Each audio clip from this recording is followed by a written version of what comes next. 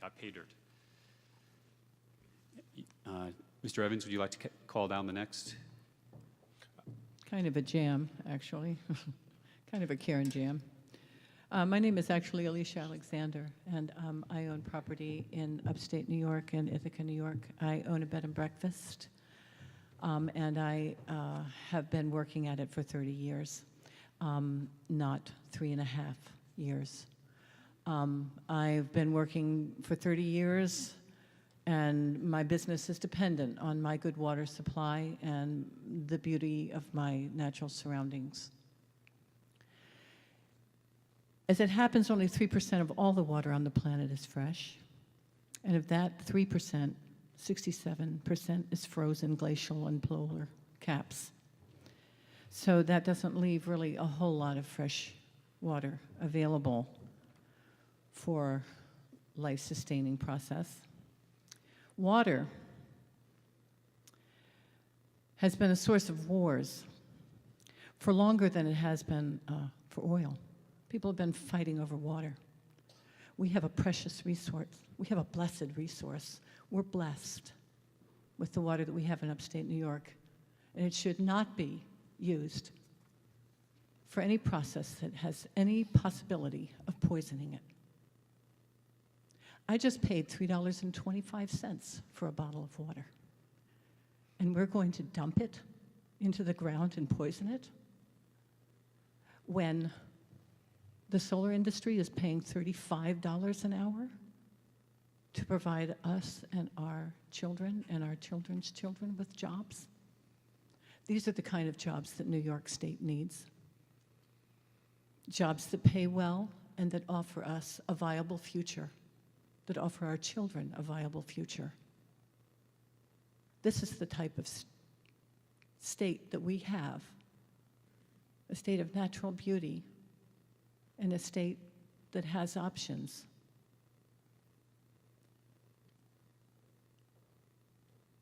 Three and a half years is no time at all.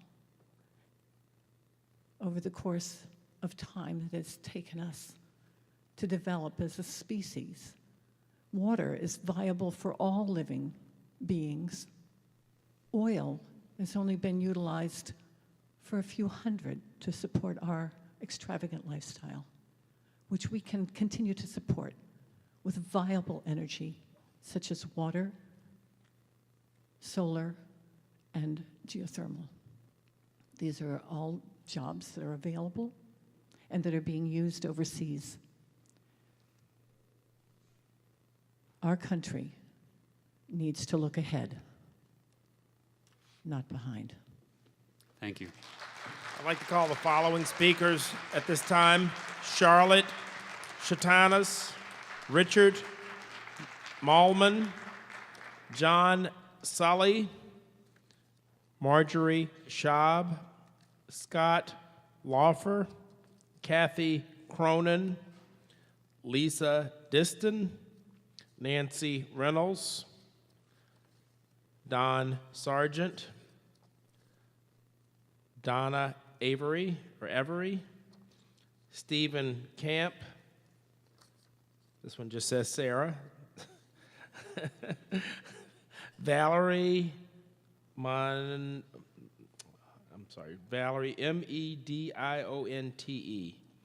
John Berger, Robert Jensen, Panda. I am now calling number 94. Panda is listed as number 94.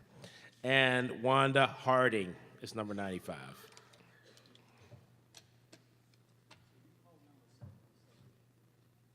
Number 77.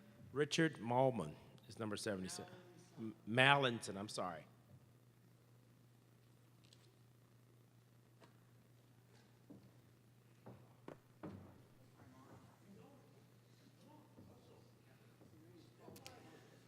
Okay, I'm going to repeat these names until it appears that several people have left now. So Charlotte Shatanas, Schotanus.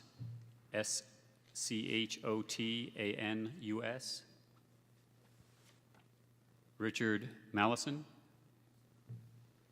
Go ahead, Mr. Mallinson. Okay, I live on 75 acres of property in the town of Kirkwood. It was leased at the $5 an acre a year rate back in the Trenton Black River days. That was a 5-year lease. And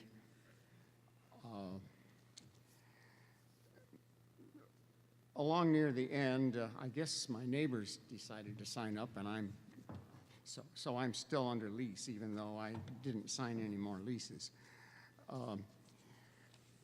And the company, who was very, very nice to me about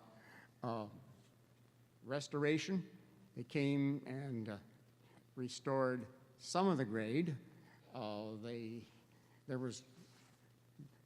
have an east-west property line, and the land to the south is where the borehole is, 40 feet south of my land, and they said they needed to take about an acre of my wooded land, and they cut it down.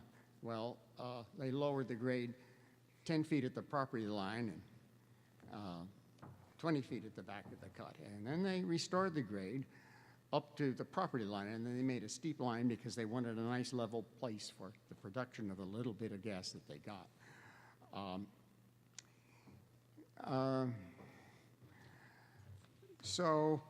There's a steep bank there now, part of it which is on my land, but they put trees there, nice trees, from the nursery, 30 red maples and 5 sugar maples. But then they sold out to Chesapeake, and they didn't need any of that land.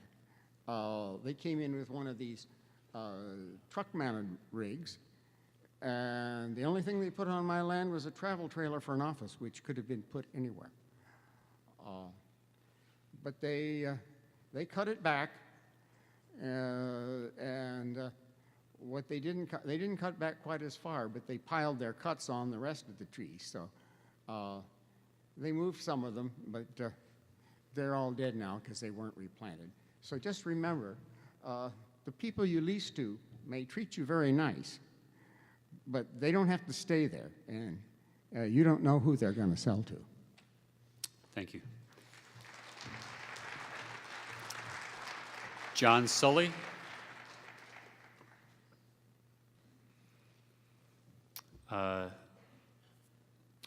Marjorie Schaub. Scott Laufer. Could be Lauder. I believe it's Laufer, Scott Laufer. Kathy Cronin. Lisa Diston. Nancy Reynolds. Don Sargent.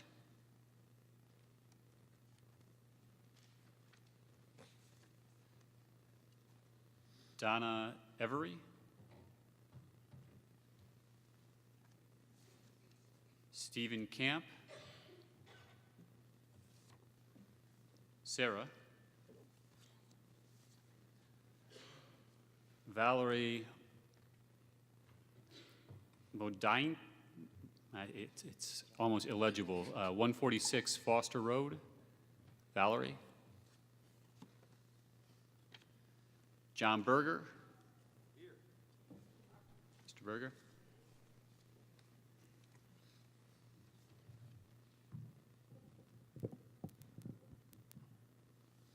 Good evening. My name is John Berger. I appreciate you folks staying to listen.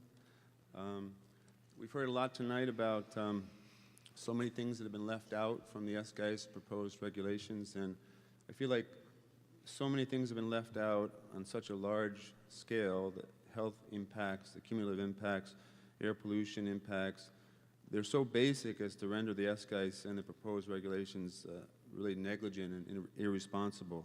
And it puts the DEC in a state of almost profound self-contradiction, considering that the environment is something about considering the whole picture and not just isolated parts. I feel it's disrespectful to the environment, to the people of New York, and even to the rank and file of the DEC to put out documents like this that are clearly not scientific, but almost more like just impenetrable commercials for the fracking industry. I would like to sing a little song that hopefully can encourage us and give us a little courage in the months coming ahead. It's called Frack the Methane Dragon. It goes to the tune of Puff the Magic Dragon. You may have to help me at a certain point because I'm not a professional singer. Frack the methane dragon lived by deceit and frolicked in our drinking wells in a land of wellhead leaks. But Frack had breathing problems and could not feel his wings, for he had earned his corporate keep by playing with toxic things. Oh, Frack the methane dragon let out a mighty roar. Complicity has poisoned me, I'll work for you no more.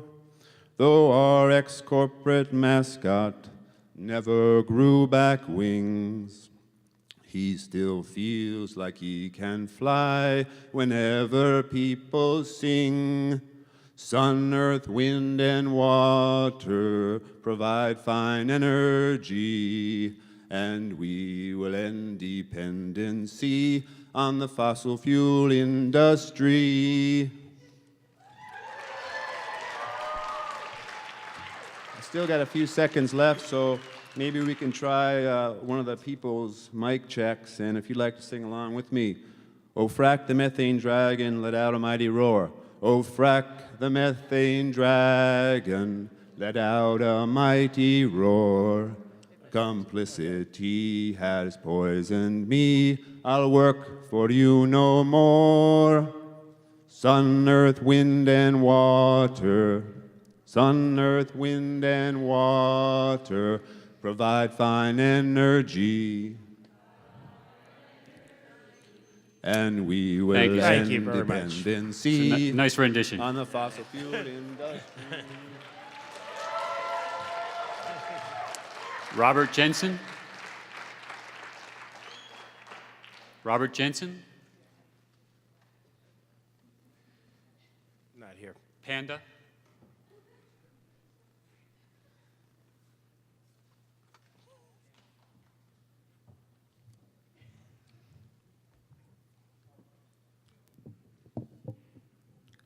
Hi, my name is Panda from Occupy Binghamton. I want to thank all for being here tonight because I need to be heard. This is something I am against, and this is fracking. I was told today that if I speak today, I will be fired from my job if I go against the company I work for. I am dressed as the 99% and not the 1%, in a suit and a tie, and I am my own person, and that is someone that is speaking from the heart and the mind and the soul. I will not have nobody telling me what to do, as I will do what I feel is right and correct. I will continue to protest and occupy myself at the Occupy Binghamton protest site. And as far as I am concerned, I don't need to be fired because I quit for what's right. Thank you. You want to call down the additional? Okay, at this point, I'd like to call the following speakers. Robert Runan, or it's R-U-A, I believe it's, okay. They're from Watson Boulevard, so if you're here. Cecile Lawrence, Ed Engelmann, okay. Please have a seat in the front. Suzanne Messina, Lou Sebesta, Mark Doonan, Lisa Winorick, Jacob Romer, Susan Terwilliger, Rebecca Jones, Tamork McMine, Christopher Rustin, Johnson Gary, Jessica Nixon, Brett Jennings, Michael Butler, Joseph Parfilio.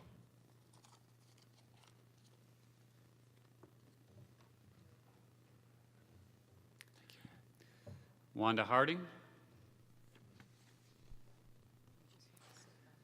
Robert Rusmi, 2732 Watson Boulevard. Cecile Lawrence.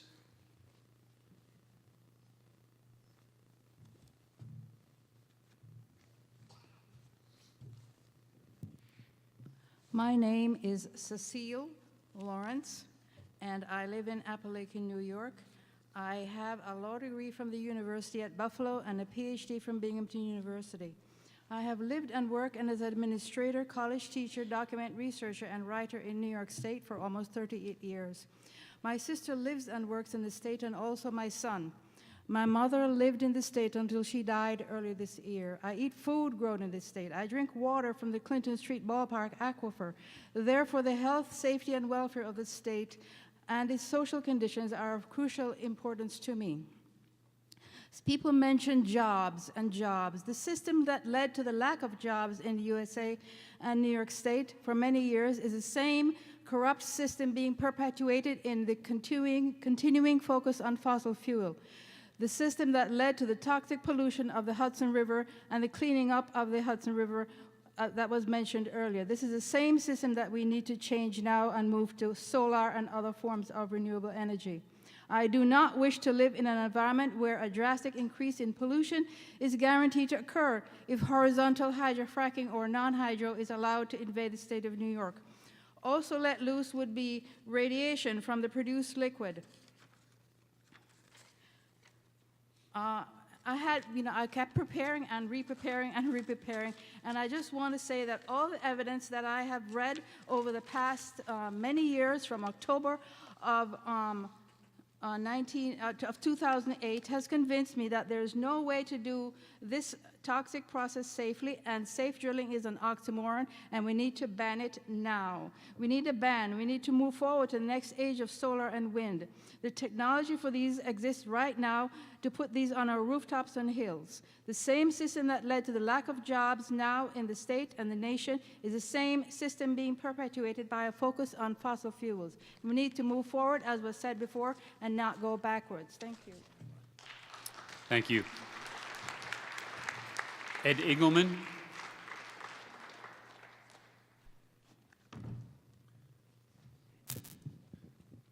Thank you for giving me this opportunity to speak. My name is Ed Engelmann. I'm a landowner and I live in Shenango County. And my water well is within 800 feet of a proposed well pad by Norse Energy Company. I have seen the plot plan. I see where they want to put it. It's in an area that floods. It's within a close distance of other people's wells. There's a section of the SGEIS that says what we learned from Pennsylvania. And it goes on and lists the measures that are in the SGEIS due to Pennsylvania. And my feeling is they don't go nearly far enough.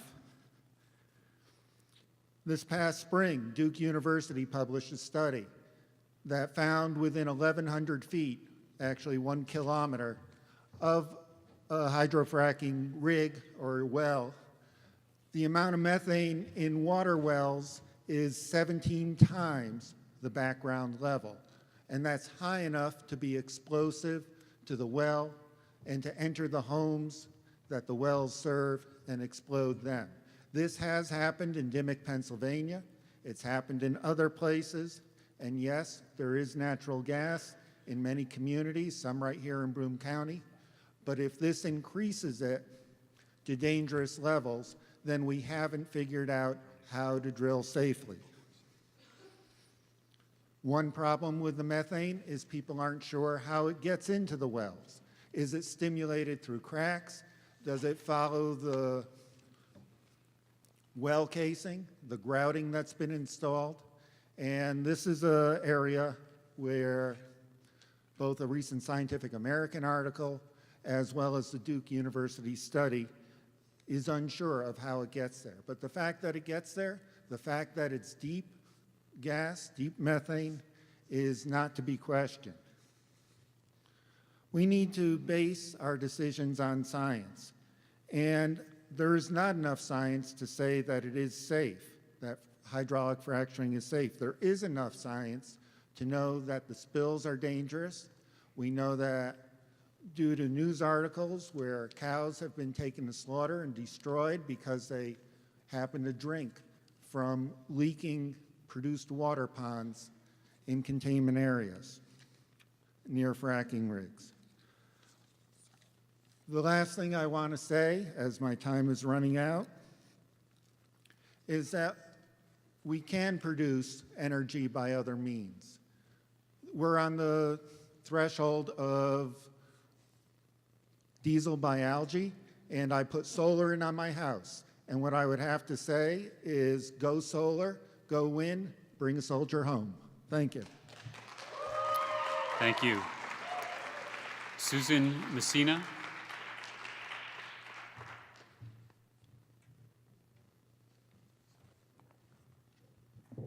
Vertically challenged. Excuse me.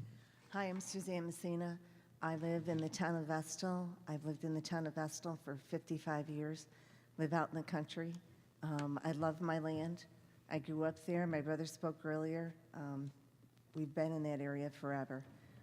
I'm very grateful that the DEC has afforded the opportunity for people to come and speak about the SGEIS, and I have indeed read the SGEIS, probably one of the few people, from cover to cover. And I won't even tell you how long that took me.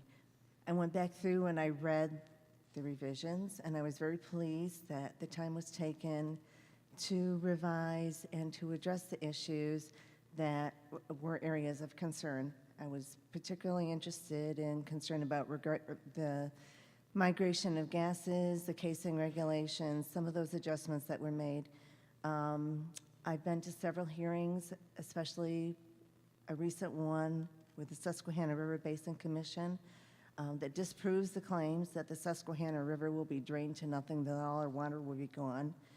For many years, this country has been reliant on foreign fuels. We've been involved in wars for that very reason. And this is the first time in a very long time that we're in a position that we will not have to be reliant on foreign fuels to operate our machinery, our equipment, or to provide jobs. And I've heard many people say today that there will not be jobs from gas drilling, and yet I know just in the town of Vestal, many of our youth that travel to Pennsylvania on a daily basis to work on the roads that are continually being upgraded by the gas companies, to work in the fields. They're gainfully employed, they're happy to be employed, and yes, they're worried about being sent to Ohio because New York is not yet able to provide the gas companies the opportunity to operate here. So we've talked today about many issues. We've talked about clean fuels, and certainly natural gas is a cleaner fuel. I'm quite certain that everybody that's here today came by some sort of a vehicle that was operated by a fuel that is not anywhere near as clean as natural gas. So we now have the process in our backyard. We have the need, we have the product, we have the means to extract. We've studied it for over 1,000 days. Now we need to move ahead, follow the guidelines that have been set forth in order to have drilling occur in a safe, responsible manner. Thank you. Thank you. Rebecca Jones.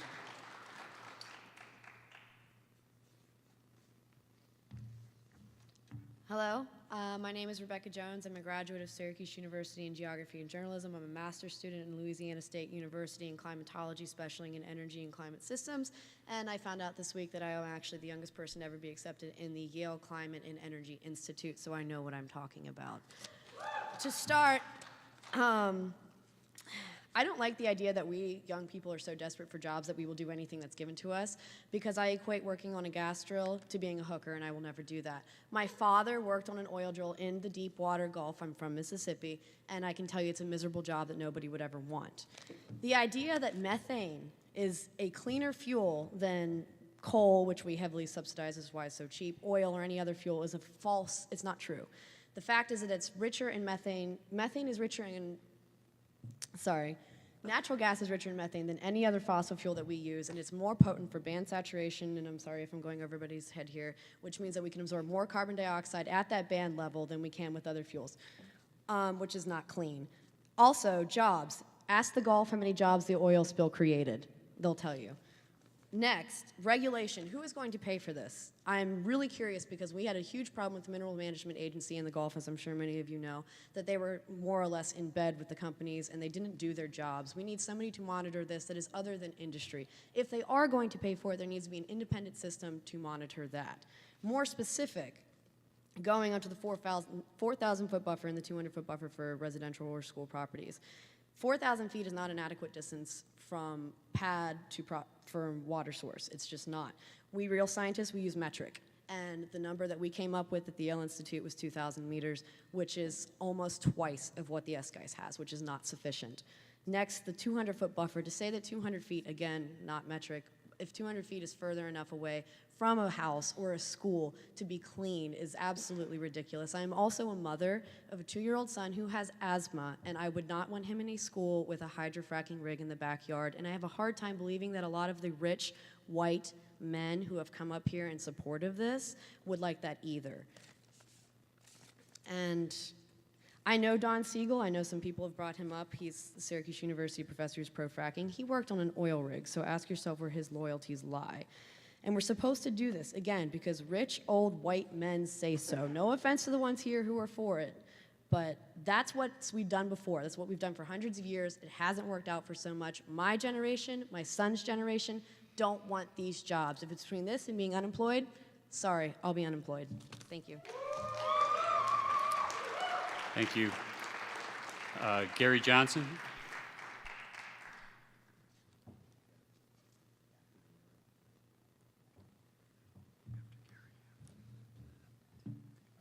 Thank you for letting me speak. I never thought I'd reach this point. Number 108. I never thought I'd. You can tilt that up.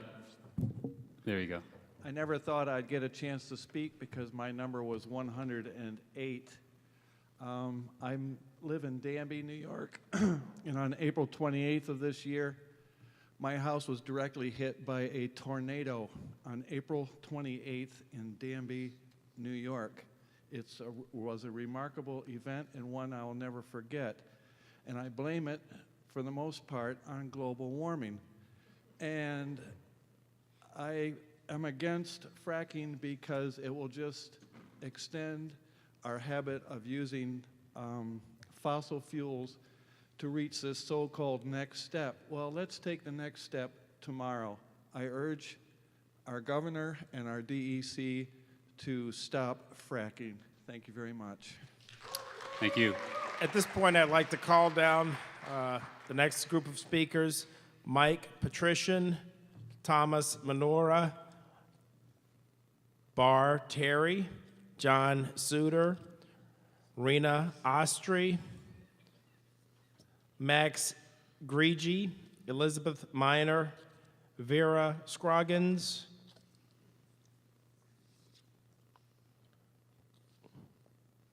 Fritz Orzalek, okay, James Regano, John Patterson, Lawrence Peloso, Giff Foster, Bob Littlehale, and John Demetro. Quite a while back. Brett Jennings. Yes, my name's Brett Jennings. One of the things I'd like to talk about is having site monitors on the pads themselves. Instead of hiring many new state workers, the state could take a look at one of the programs it already has where they have site monitors. That's the Asbestos Project Monitor. With a little tweaking to the training, you would be able to give the oil and gas laws. You may want to require HAZWOPER training, OSHA safety for the 10 or 30-hour training. The asbestos industry is a billion-dollar industry.